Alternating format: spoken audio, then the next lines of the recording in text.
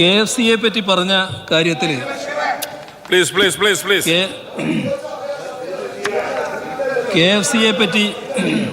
KFCയെ പറ്റി പറഞ്ഞ കാര്യം KFC RCFLൽ നടത്തിയ നിക്ഷേപവുമായി ബന്ധപ്പെട്ട ആക്ഷേപങ്ങൾ അടിസ്ഥാനരഹിതമാണെന്ന് കമ്പനി മാനേജ്മെൻറ്റ് തന്നെ വ്യക്തമാക്കിയതാണ്.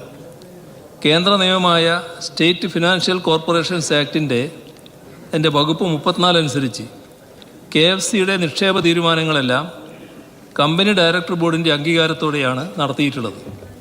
2016 ജൂൺ 28 ചേർന്ന ബോർഡ് യോഗമാണ് നിക്ഷേപ തീരുമാനമെടുത്തത്. RBI, സെബി അംഗീകൃത ക്രെഡിറ്റ് റേറ്റിംഗ് ഏജൻസികളുമായി നടത്തിയ ചർച്ചകളുടെ അടിസ്ഥാനത്തിലാണ് AA+ റേറ്റിംഗ് ഉള്ള RCFLൽ നിക്ഷേപം നടത്താൻ തീരുമാനിച്ചത്. അന്ന് വിപണിയിലുണ്ടായിരുന്ന ഏറ്റവും മികച്ച നിരക്കായ 9.1% വരുമാനവും പരിഗണിച്ചായിരുന്നു തീരുമാനം. RBI, സെബി അംഗീകൃത ക്രെഡിറ്റ് റേറ്റിംഗ് ഏജൻസികൾ AA+ റേറ്റിംഗ് നൽകുന്ന ഒരു സ്ഥാപനത്തിൽ നിക്ഷേപിക്കുന്നത് നഷ്ടസാധ്യത കുറയുമെന്നതും പരിഗണിച്ചിരുന്നു.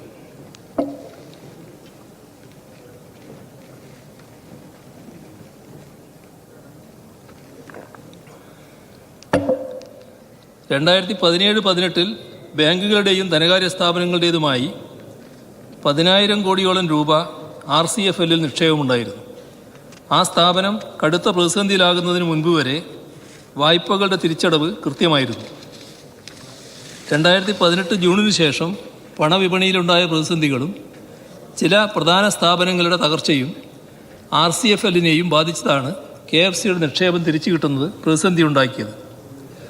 റിലയൻസ് കമ്മ്യൂണിക്കേഷൻ എന്ന സബ്സിഡറി കമ്പനിക്ക് മാതൃകമ്പനിയായ റിലയൻസ് ക്യാപിറ്റലിൽ ഉണ്ടായിരുന്ന ബാധ്യതകൾ കണക്കിലെടുത്താണ് പിന്നീട് RCFLനെ ക്രെഡിറ്റ് വാച്ചിങ് റേറ്റിംഗ് ഏജൻസികൾ ഉൾപ്പെടുത്തിയത്. RCFL തങ്ങളുടെ വായ്പാ ബാധ്യതകൾ തിരിച്ചു നൽകുന്നതിൽ വീഴ്ച വരുത്തിയതോടെ RBI ഇടപെട്ട് പ്രശ്നപരിഹാരത്തിന് തുടക്കം കുറിച്ചു. നിക്ഷേപകരിലൊന്നായ ബാങ്ക് ഓഫ് ബറോഡയെ ലീഡ് ബാങ്കായി പരിഹാര പദ്ധതി തയ്യാറാക്കാൻ നിയോഗിച്ചു. ഇതിൻ്റെ അടിസ്ഥാനത്തിൽ ബന്ധപ്പെട്ട കക്ഷികളെയെല്ലാം ചേർത്ത് നിക്ഷേപകരുമായി ഒരു ധാരണാപത്രമുണ്ടാക്കി. അതനുസരിച്ച് RCFLലെ വിവിധ നിക്ഷേപങ്ങളുടെ തരംതിരിവ് നടത്തിയപ്പോൾ KFC നിക്ഷേപിച്ചതിൻ്റെ 24.96% മടക്കി കിട്ടുമെന്ന നിലയാണ് ഉണ്ടായത്. ഇത് KFC അംഗീകരിച്ചില്ല. തർക്കമുന്നയിച്ച് മുംബൈ ഹൈക്കോടതിയെ സമീപിച്ചു. RCFLൻ്റെ ആസ്തി ബാധ്യതകൾ ഏറ്റെടുക്കുന്നതിന് നടത്തിയ ടെൻഡറിൽ ഓതം എന്ന കമ്പനി തിരഞ്ഞെടുക്കപ്പെട്ടു. ഹൈക്കോടതിയിൽ നിലനിൽക്കുന്ന ഹർജിയുടെ അടിസ്ഥാനത്തിൽ ചർച്ചയ്ക്ക്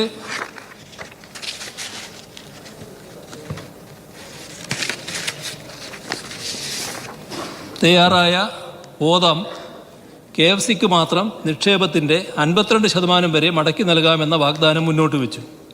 ഈ വാഗ്ദാനം നിലനിൽക്കുമ്പോഴും നിക്ഷേപിച്ച മുഴുവൻ തുകയും തിരികെ ലഭിക്കാനായി മുംബൈ ഹൈക്കോടതിയിലെ നിയമ നടപടികൾ KFC തുടരുകയാണ്. ഇതാണ് അതുമായി ബന്ധപ്പെട്ട് വ്യക്തമാക്കാനുള്ള കാര്യം.